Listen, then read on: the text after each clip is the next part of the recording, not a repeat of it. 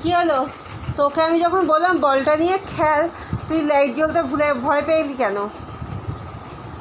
আর কেউ জানলায় থাকে না, তাও শুধু শুধু চেঁচাস কোনো কারণ ছাড়া। এই এই মানা কই রে? ছোটু কই? কী হলো ওটা? কী হলো?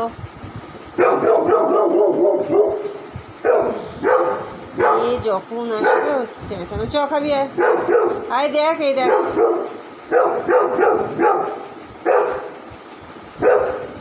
যে যতবার ঢুকবো ততবার চেঁচানো।